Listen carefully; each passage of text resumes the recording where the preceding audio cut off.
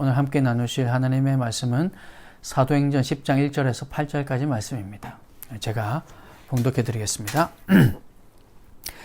가이사랴에 고넬료라 하는 사람이 있으니 이달리아 부대라 하는 군대의 백부장이라. 그가 경건하여 온 지방과 더불어 하나님을 경외하며 백성을 많이 구제하고 하나님께 항상 기도하더니 하루는 제9시쯤 되어 환상 중에 밝히 봄에 하나님의 사자가 들어와 이르되 고넬료야 하니 고넬료가 주목하여 보고 두려워 이르되 주여 무슨 일이니까. 천사가 이르되 네 기도와 구제가 하나님 앞에 상달되어 기억하신 바가 되었으니 네가 지금 사람들을 욥바에 보내어 베드로라 하는 시몬을 청하라. 그는 무두장이 시몬의 집에 유숙하니 그 집은 해변에 있다 하더라. 마침 말하던 천사가 떠나매 고넬료가 집안 하인 둘과 부하 가운데 경건한 사람 하나를 불러 이 일을 다 이루고 욥바로 보내니라. 아멘. 사도행전 10장 1절부터 8절까지 말씀을 오늘 함께 봉독했는데 지금부터 이번 주부터 몇 주간 사도행전 10장, 11장 그리고 혹시 간혹 가다가 13장도 우리가 이제 잠깐씩 보면서 그렇게 10장, 11장을 중심으로 하나님의 은혜를 나누려고 합니다. 그리고 10장과 11장의 말씀을 나누면서 교회다운 교회, 또 하나님께서 세우시고자 하는 교회, 어떤 교회인가, 또 어떤 교회가 세워지길 원하는가 하는 것들을 우리가 또 함께 나눠보고자 합니다. 예수님께서 십자가상에서 이제 맨 마지막에 하신 말씀 가운데 가상칠언 가운데 다 이루었다고 하셨던 말씀이 있습니다. 예수님께서 다 이루었다라고 하신 말씀은 과연 무엇을 뜻하는 말씀일까요? 정말로 우리가 보기에 예수님께서 정말 다 이루셔서 그래서 우리가 보기에도 정말 예수님 다 이루셨구나, 다 이루시고 마지막 십자가에 달리셨구나 라는 생각이 드시나요?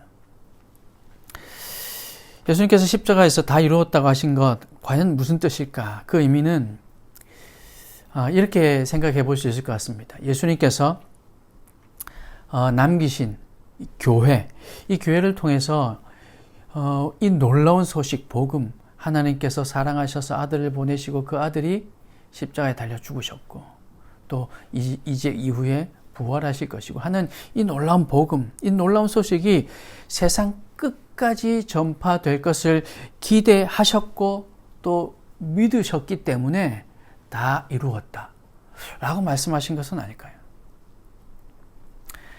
한 책에서 이렇게 기록하고 있는 나누고 있는 내용을 보았습니다. 그리고 그 나눔이 제 마음에도 동일하게 들어오는 얘기였습니다. 과연 예수님께서 다 이루었다라고 하신 그 말씀이 정말 다 이루신 것인가? 아니면 방금 말씀드린 것처럼 이제 예수님께서 이제 남기신 이 교회, 이제 곧 하나 둘씩 세워질 이 교회를 통해서 이 놀라운 소식, 이 복음이 세상 끝까지 전파될 것을 예수님께서는 이미 보시고 그래서 다 이루었다라고 말씀하시는 것인가? 저는 예수님의 다 이루었다는 말씀의 의미가 이런 의미가 아닐까라고 생각이 됩니다. 또 한 가지 질문. 예수님께서 하신 말씀은 아니지만 우리가 흔히들 하는 질문 가운데 왜 나를 변화시키고 있는 이 예수님의 능력, 이 놀라운 능력이 교회 속에서 드러나지 않는 것일까? 오늘날 우리가 섬기고 있는 이 땅의 교회, 지금 많이 세워져 있는 전 세계적으로 얼마나 많은 교회가, 또 우리 한국에도 얼마나 많은 교회가 있습니까? 그 교회 속에서 이 예수님의 능력이 분명히 나타날 텐데 왜 그 속에서 나를 변화시키는 그 능력, 우리를 변화시키는 그 능력, 그 모습이 보이지 않는 것일까? 왜 오랫동안 신앙생활을 했다고 하는 분들의 그 모습 속에서, 우리의 그 모습 속에서 예수님을 닮아가는 모습이 나타나지 않는 것인가? 물론 모두가 그렇다고 말할 수는 없습니다. 그러나 왜 점점 이런 상황이 많아지고 있는가에 대해서 우리가 좀 생각해 볼 필요가 있을 것 같습니다. 이 질문에 대한 답, 왜 오늘날은 이 변화되는 능력이 잘 나타나지 않고 왜 예수님의 능력을 우리가 다 알고 있음에도 불구하고 우리 삶에서는 잘 드러나지 않는가 하는 이 질문에 대한 답은 이제 우리가 사도행전 10장과 11장에서 초대교회의 모습을 살펴보며 하나씩 찾아보고자 합니다.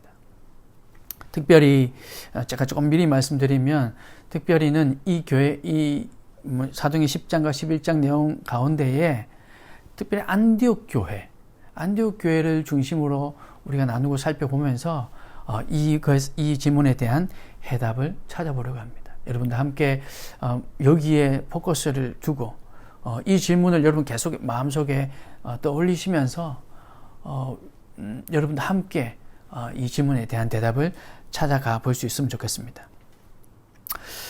그러기 위해서 오늘 이 10장에서부터는 그 배경이 시작됩니다. 안디옥 교회. 물론 그 전에 예루살렘 교회가 먼저 세워졌죠. 그리고 예루살렘 교회가 세워지고 안디옥 교회가 세워지고 이렇게 초대교회가 하나하나 세워지는 데 대해서 특별히 이방인들의 교회, 이방인들을 위한 사역이 하나하나 진행되는 과정 가운데 그 배경이 되는 내용이 오늘 이 본문 내용이 아닐까 생각이 됩니다. 오늘 우리가 읽었던 이 본문 가운데 백부장 고넬료의 이야기가 나옵니다. 이 고넬료의 이야기를 통해서 하나님께서 말씀하고 계신 것이 무엇인가? 그 가운데 하나는 분명히 이것이라고 생각합니다.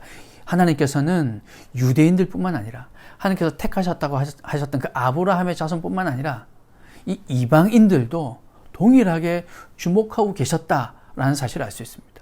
아시다시피 고넬료는 이방인입니다. 그리고 지금 로마의 백부장이었습니다. 하나님께서 그에게 주목해야 할 이유, 우리가 인간적인 눈을 볼 때는 그렇게 해야 될 이유가 하나도 없습니다. 그럼에도 불구하고 하나님께서는 고넬료를 집중해 보고 계셨던 것이죠. 2절 말씀에 보니까 경건하여 온 집안과 더불어 하나님을 경외하며 라고 기록되어 있는데 이 고넬료를 소개하고 있는 내용 가운데 하나입니다. 고넬료는 하나님을 경외하고 온 집안에 그 하나님을 전하는 사람이었답니다. 여러분, 고넬료는 이방인입니다. 고넬료는 처음부터 유대인이라서 예전부터 그렇게 하나님을 요즘 우리가 흔히 하는 말로 태어날 때부터 그렇게 부모님과 함께 신앙생활했던 그런 모습이 아닙니다. 그런 상이 아니었습니다. 그럼에도 불구하고 고넬료는 하나님을 경외하는 사람이었답니다. 그 증거가 또한 온 집안에 그 하나님을 전했다는 거죠. 자기만 알고 있었다면 정말 경건한 거 맞나? 라고 생각해 볼 수 있지만 그가 그 하나님을, 자기가 믿는 그 하나님을 가족들에게, 좀 더 뒤에 보면요, 가족들뿐만 아니라 자기 부하들에게까지 그 하나님을 전했다는 것은 미로 짐작해 볼 수 있는데, 그렇다는 것은 결국 고넬료는 하나님을 진심으로 믿었다는 거죠. 그리고 구별된 사람, 경건하다라는 말은 구별된다는 말이거든요. 그래서 그는 하나님을 전하는 구별된 사람이었습니다. 아무리 가족이지만 지금 로마는 자기들이 지배하고 있는 피지배국의 신, 그러니까 유대인들을, 로마가 지금 유대인들을 지배하고 있잖아요. 이스라엘을 지배하고 점령하고 있잖아요. 그런데 그 점령하고 있는 나라, 점령당하고 있는 나라의 신, 그 신을 믿고 전하는 일, 이것은 결코 쉬운 일이 아닙니다. 대단한 결단이 필요하고 또한 그 결단을 위해서는 반드시 믿음도 있었어야 했을 겁니다. 믿음 없는데 결단할 수 없는 거죠. 그가 분명히 하나님을 믿었기에 내 가족에게도 내 부하에게도 전해야겠다라고 결단할 수 있었던 겁니다.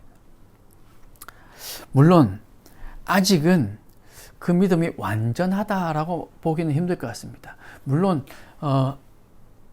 예수님을 이제 소개해야 되는데 하나님께서 예수님을 소개하기 위해서 베드로를 청하도록 이렇게 환상을 보여주셨는데 예수님을 모른다는 그 자체만으로도 또 무조건 불완전해라고 말할 수도 없고 또 예수님을 안다고 해서 또 모든 게 다 끝이야 라고 말할 수는 없지만 아무튼 지금 그가 경건한 사람이라고 얘기하고는 있지만 주님께서 보시기에는, 하나님께서 보시기에는 이것이 다가 아니라 너는 이제 날 믿으니 예수 그리스도를 알고 내가 보낸 내 아들 예수 그리스도 그의 십자가의 죽음과 그가 이 모든 인류를 위해서 희생하고 사랑했던 그 사랑을 알아야 된다라고 말씀하신 것 같습니다.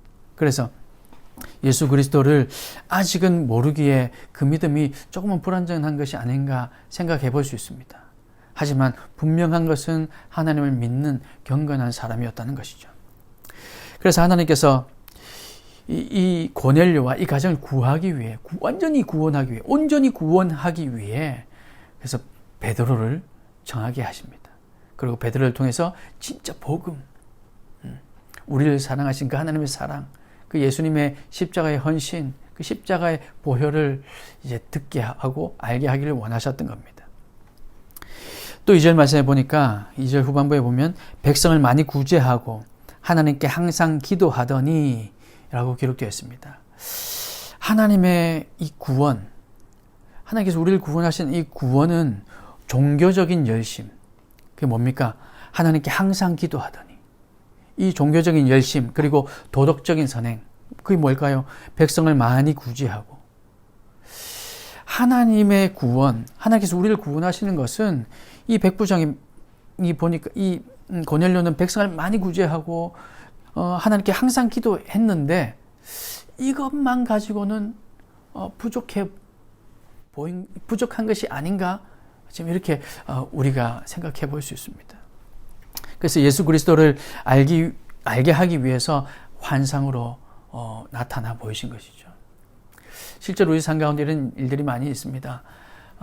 신앙생활 한 지 오랜 연수가 되었기 때문에, 그래서 내가 새벽기도도 다 나왔고 주일 성수뿐만 아니라 수요 예배도 금요 예배도 그리고 헌금도 그 외에 내가 정말 열심히 어떤 한 마음이 되어서 어떤 섬김도 마다하지 않고 그렇게 희생하고 헌신했기 때문에 나는 구원받을 것이다 라고 생각하는 경우가 얼마나 많이 있습니까? 물론 그런 분이라면 믿음이 있을 가능성이 많고 그런 분이라면 구원받을 수 있는 가능성이 분명히 많긴 하지만, 그러나 종교적인 열심이 있고 그리고 백성들을 그렇게 열심히 구제하는 그 선행을 많이 한다고 해서 반드시 구원받는다라고 얘기할 수는 없는 거죠. 그러나 이것 자체로 구원받을 수 있는 자격이 주어지는 것이 아니지만, 그것은 분명히 아니지만, 그러나 하나님의 시선을 돌리기에는 충분해 보입니다.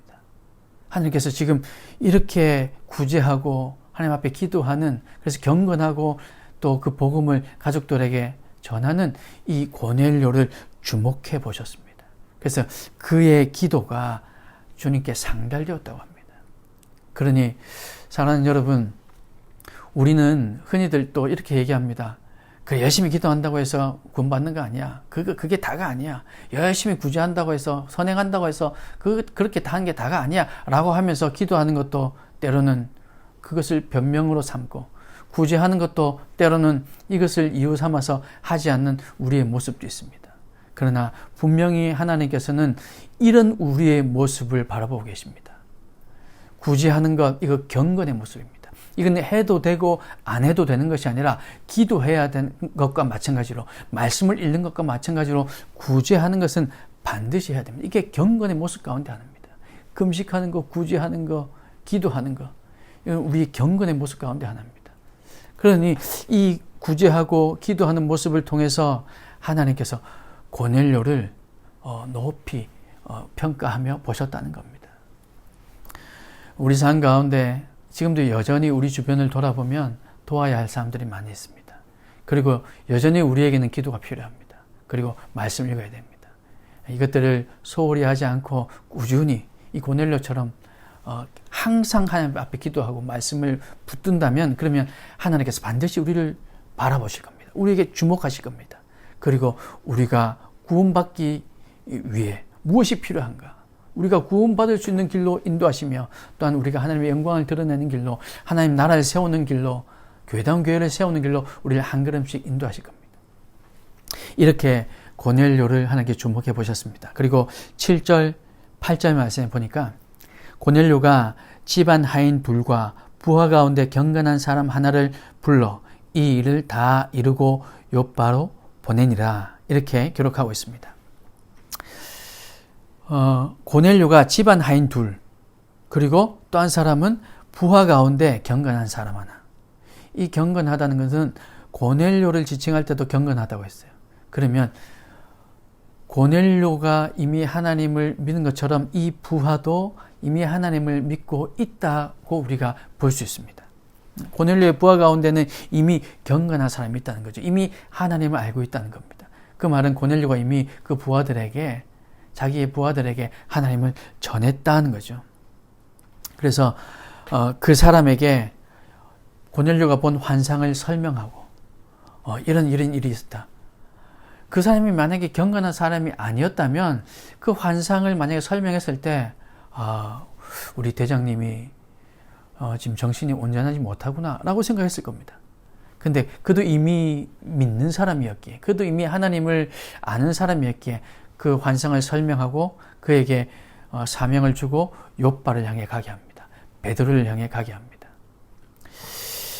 이 고넬료가 이 경건한 부하에게 이 일을 맡겼다는 것은 분명히 성경에도 지금 경건한 사람이라고 얘기하고 있는 것처럼 그가 하나님을 아는 사람이었고, 또한 미루어 짐작컨대 성실하고 믿음직한 사람임에 분명했을 겁니다.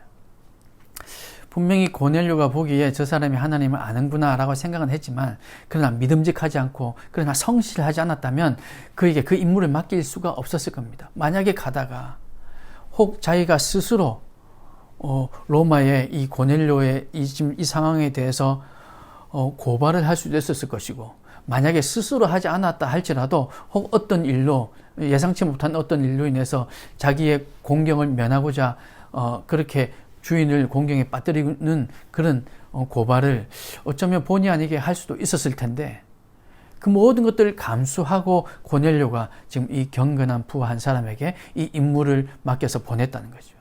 그렇다면 이 경건한 사람은 분명히 성실하고 분명히 믿음직한 사람이다. 고넬료가 볼 때 분명히 그런 사람이다 라고 생각해 볼 수 있습니다. 그래서 여기서 우리가 한 가지 또 나누고 싶은 것은, 믿는 사람, 경건한 사람이라면 우리 가운데 이런 이 부하와 같은 성실한 모습이 있어야 된다. 그리고 또 믿음을 줄 수 있는, 물론 내가 하나님을 믿지만 또 하나님도, 예수님도 우리를 믿을 수 있는 그런 믿음직한 사람이 되어야 할 줄로 믿습니다. 오늘 저와 여러분이 그리스도인이라고 지칭받는 사람들이라면 지금 이 시간부터라도, 또 앞으로 우리가 살아가는 많은 날 동안 우리는 성실한 사람으로, 그리고 믿음직한 사람으로, 그리고 하나님을 경외하는 사람으로 그렇게 살아갈 수 있기를 주님의 이름으로 축복합니다. 여기까지가 오늘 우리 읽었던 본문의 내용입니다. 분명히 하나님께서 이 고넬료에게 환상을 통해서 베드로를 청할 수 있는 그 대목, 그런 상황을 만들어 주셨습니다. 왜 하나님께서 이 이방인 고넬료에게 주목하셨을까? 여기서부터, 물론 이 훨씬 이전부터도, 또 구약에서도 이방인들에게 하나님께서 나타나시고 그 이방인들을 품는 하나님을 우리가 분명히 알고 있었지만, 지금 유대인들은 유대인들에게만 복음을 전해야 된다고. 스데반 집사님의 순교로 인해서 많은 사람들이 지금 여러 곳에 아주 넓게 지금 퍼져나갔는데, 그로 인해서 많은 지역에 복음이 들어가게 된 것은 맞습니다. 그러나 많은 지역에 가기는 했지만 많은 지역에 있는 유대인들에게만 아직까지는 복음을 전하는 상황이었던 거죠. 많은 지역에 있는 이방인들에게는 아직 복음을 전하지 않는 상황이었습니다. 그런 가운데 이 고넬료의 이 환상, 이 고넬료의 이 이야기는 이 베드로로 하여금 이방인들에게도 복음이 전해지고 그들에게도 성령이 임한다는 것을 알게 하는 놀라운 계기가 될 뿐만 아니라, 많은 사도들에게도 이 얘기가 전해지며 그들도 이방인에게도 복음이 전해져야 되는구나를 알게 되고, 그로 인해서 이제 제가 서두에 말씀드렸던 것처럼 안디옥 교회도 세워지게 되고, 그리고 그 안디옥 교회에서 드디어 그리스도인이라는 칭호가 나타나기 시작하는 겁니다. 오늘 이 고넬료의 삶을 우리가 돌아보면서 그리스도인, 이방인이었던 이 고넬료의 모습을 보면서 우리의 모습을 한번 돌아보고, 고넬료처럼 우리보다도 더 하나님 앞에 경건한 모습으로 또 구제하며 기도하며 말씀 붙드는 그 모습으로 나가는 고넬료를 본받아 쫓아가겠노라, 그렇게 결심하는 결단하는 저와 여러분 되시길 간절히 소망하며, 또한 그 고넬료의 부하와 같이 그런 성실한 사람, 믿음직한 사람으로 살아가겠노라, 그렇게 또한 결심하는 저와 여러분 될 수 있길 바랍니다. 그러니까 아울러서 이제 이것을 시작으로 인해서 이 로마에, 그리고 이방인들에게 복음이 어떻게 전해져 가며, 그리고 어떻게 하나님의 교회가 아름답게 세워져 가는지, 그것을 하나하나 한 걸음 한 걸음 지켜보는 시간 될 수 있길 바랍니다. 그래서 여러분, 하나님께서 바라보는 것, 하나님께서 이방인을 바라보고 있다면 우리도 바라보아야죠. 하나님께서 바라보는 것을 우리도 볼 수 있게 해달라고 그런 마음으로 하나님 앞에 나아가시길 바라고, 고넬료를 지켜보고 계신 그 하나님의 사랑, 그 이방인이었던 그 고넬료를 지켜보고 계신 그 하나님의 사랑이 오늘 동일하게 저와 여러분도 그대로, 그 모습 그대로 지켜보고 계신다는 사실을 여러분 꼭 믿으시길 바랍니다. 고넬료만 사랑하신 것이 아니라 오늘 저와 여러분 모두가 하나님을 경외하며 살아간다면, 선행을 하고 그렇게 기도하고 경건의 모습으로 살아간다면, 고넬료를 보셨던 하나님께서 오늘 우리도 반드시 보시며 우리도 사랑하신다는 사실 여러분 믿으시고, 그렇게 하나님 오늘도 저와 함께 해주시니 감사합니다, 그렇게 고백하는 우리가 될 수 있길 소망합니다. 예수 그리스도, 그 예수 그리스도만이 우리의 소망임을 여러분 알고 믿고 주님의 음성에 순종하고 때로는 믿음의 모험도 할 수 있는 담대함을 허락해달라고. 이 고넬료는 지금 믿음의 모험을 시작한 겁니다. 베드로를 초청하는 이것, 믿음의 모험을 시작한 것이죠. 이런 믿음의 모험이 우리에게도 있게 하여 주시옵소서. 여러분, 그 마음이 우리 모두에 있길 바라고, 경건한 사람으로 그렇게 살아가는, 구별된 모습으로 살아가는 우리 모두가 다 되도록 하나님 은혜 베풀어 달라고, 그렇게 간절한 마음으로 주님 앞에 매달리는 우리 모두가 되시기를 주님의 이름으로 축복합니다. 여기까지 나누고 오늘 같이 한번 합심하여 기도했으면 좋겠습니다. 여러분, 오늘 이 말씀을 기억하시면서 여러분 기도하십시오. 하나님께서 바라보는 것 우리도 보게 하여 주옵소서. 고넬료를 바라보신 그 하나님의 사랑이 오늘 우리도 바라보고 있다는 걸 하나님 믿고 확신하고 그 하나님의 사랑 가운데 행하며 살아가는 우리가 되게 하여 주옵소서. 예수 그리스도만이 우리의 소망임을 알고 고넬료가 그 믿음의 발걸음을 한 걸음 내디딘 것처럼 우리도 예수 그리스도의 그 사랑을 쫓아서 한 걸음씩 내딛는 믿음의 사람 되게 하여 주옵소서. 경건한 사람으로 고넬료처럼 살게 하시고 고넬료의 부하처럼 그렇게 성실하고 믿음직한 사람으로 살아갈 수 있게 해 주시옵소서. 그렇게 간절한 마음으로 기도하시고 그 기도하는 가운데 하나님의 음성을 듣는 우리 이 시간 복된 시간이 될 수 있기를 간절히 소망합니다. 우리 같이 한번 합심하여서 다 같이 한번 기도하겠습니다.